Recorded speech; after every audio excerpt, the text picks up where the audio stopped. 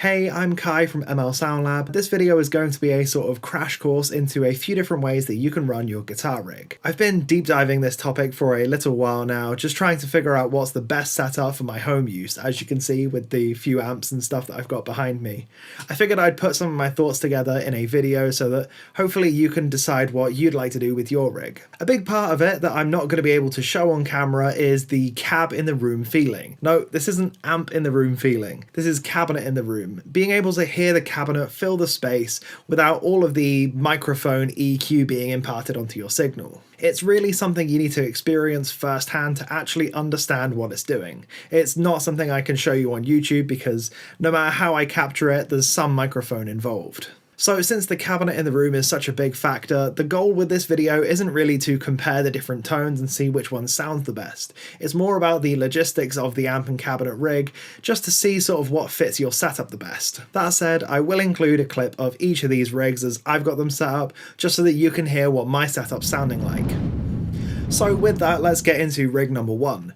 Rig number one is going to be the most staple rig out there. This is the real amp, real cabinet rig. My rig for this is going to be my EVH 5153 50 watt into my Zilla 2x12 with creambacks, mic'd up with an SM57.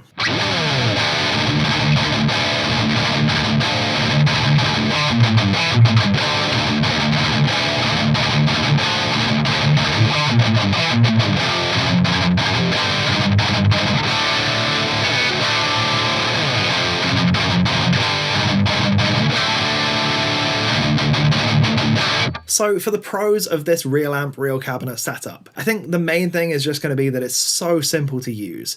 You plug in, you turn the knobs how you like them, you're done. That's it, you've got your guitar tone, all good. It also looks the part, which, as much as I don't want to go into the importance of how your guitar rig looks, it does help to solidify your image, sort of like using a fancy camera on a wedding shoot, for instance. Now, unfortunately, the real amp, real cabinet rig has quite a lot of cons. So the main con with running a real amp, real cab rig is going to be your versatility. Yes, you can grab an amp that's quite versatile and you can grab a cab that can do almost everything, but nothing will come close to the versatility of a digital system.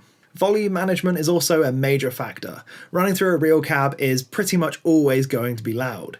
If they're too quiet, they don't feel really good and it's just not really worth using, so you've got to get them up to a decent volume before you really start feeling the benefits of this rig. The last con I ought to mention is that real amp and cab rigs are obviously bulky. I mean, if you look at the size of them, it's, you can sort of expect it, but I think the cab alone weighs 40 pounds and then the amp's another 60 pounds on top of that, so it's quite a big rig to be lugging around. As for the use case, I'd say real amps are fantastic for rehearsal situations and live use. Things where you just need to get set up and get ripping, that's really where real amps come in clutch. The recording quality of the setup of a real amp and cab relies heavily on the engineer, but a good engineer will be able to get a great tone out of it regardless. Now for rig number two, we're going to go the complete opposite direction. We're going to use an amped plugin and we're going to use the stock cabinet in that amped plugin. No real things here, it's all digital. I've picked the amped Triple Rev G here and I wanted to go for a sort of thick, pop-punky, maybe easy core kind of sounding thing.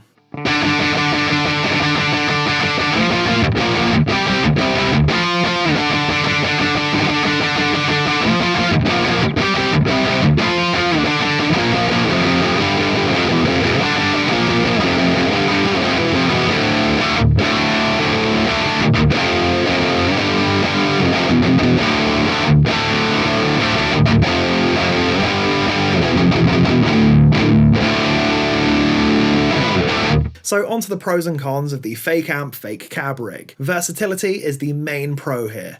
This is really the system where you can just experiment with everything. You can swap amps, you can swap cabinets, you can swap pedals, you can swap microphones, you can swap anything. It's such a sandbox and you can just play around until you get what you need to get. These systems also typically run really portable, whether that's something like a modeler like the HX Stomp for instance, or if you're running a laptop rig. These can be super slimmed down and nothing like the real amp and cab rig. Sound quality of digital systems is something that's been skepticized for years. However, I do really think we're at the point now where most engineers would fail a double-blind A/B test, at least in a scenario where the amp has been captured accurately. As for the cons of the all-digital system, I think the big one is going to be option paralysis, having so much available at your hands that you just don't know what to do half the time. Now, of course, you can just stick to the classics and just pick an amp you know and love, but then you're really back to the lack of versatility that you had with the real amp. Another con is the learning curve, though some people actually enjoy this part. Having to figure out how to set up your computer, how to set up the plugins themselves, how to just figure out all the routing and everything, get everything up and running. For some people, this can be harder than for other people. Some people enjoy it, some people don't. Now, the cab in the room experience is going to be missing when you're running the fake amp, fake cab rig, as you'll typically be running through monitors, headphones, or an FRFR cabinet. All of these systems require you to run an IR or cab sim of some description, so you will be hearing the microphone on the cabinet, which adds that layer of EQ that I spoke about earlier. The use case of digital systems is fairly versatile for the most part. I'd say it fits really nicely in a studio environment since you can reamp everything later on and just tweak your tone as you're listening to the mix. Now, this is possible with a real amp rig, but it's an awful lot harder to set up and not something most people are going to be able to achieve. All digital systems are also great for home use since you can have them on really low volumes with monitoring systems such as headphones. Just quickly, if you're enjoying what we do on this channel, please drop us a like, subscribe, comment, all that good stuff. Something of a hybrid rig next, we've got a real amp running into a fake cabinet. I'm running my 5153 into the 2Notes Captor 8 load box. This allows me to record the amp silently without worrying about the amp blowing up since it doesn't need a speaker load anymore. I'm then taking that signal and I'm adding an instance of our Miko 2 plugin on it. This is our cabinet simulator plugin with high quality impulse responses that sound just like a real cabinet.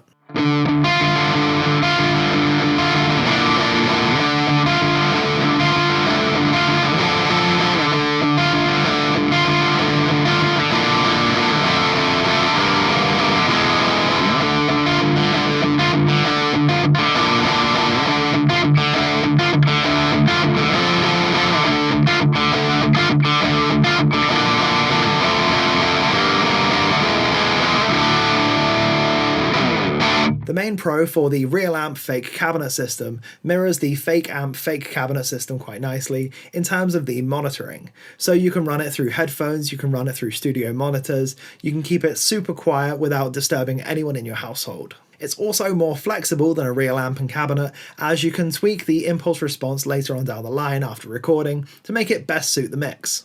As you should know by now, the cabinet is the most important part of a high gain guitar signal, so being able to tweak this one after the fact is crucial. Something a lot of people do with this system as well is run a separate feed from the load box to a real cabinet, so that you actually get the cabinet in the room sound blaring at you while you're also recording a clean feed of just the amp. Another pro of running into the real amp and into the fake cabinet is that it's guaranteed to react just like the real amp would, since, you're running through the real amp, obviously. While some digital offerings may not react perfectly to things like boost pedals or rolling the volume knob off on your guitar, the real amp is guaranteed to take these perfectly. All of this is technically possible in the digital realm if you're running a high quality amp plugin and you're running your input gain correctly. The main con here is going to be that it's a little bit harder to set up since you have to factor in the load box. A big part of why people switch over to these digital systems is because real amps are prone to failure, whether that's just replacing tubes every now and then, sort of 8 to 10 years or so I guess is the average life of a tube, or if it's something like a fuse blowing, transformers going, all sorts of things are possible when you're running a tube amp. Now, the final setup I have today is a bit of a convoluted one in my personal rig, but it works a lot better for live. This is running the fake amp into a real cabinet. So for this clip, I'm running our amped ML800 plugin on the default settings, just as Miko likes it, into the Mua power amp, then into the Zilla 2x12.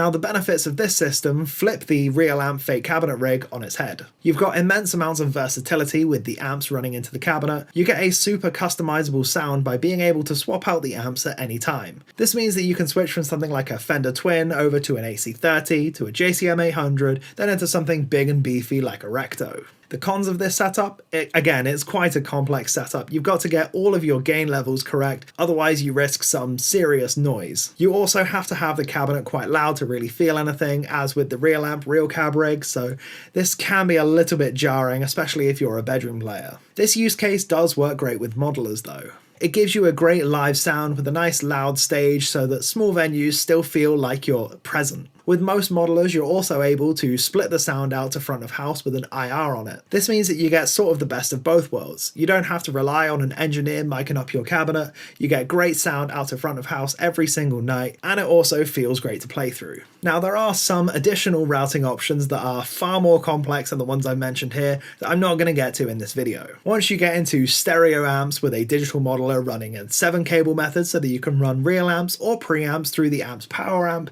in a stereo setup with reverbs going through both their effects loops, it gets a lot fast.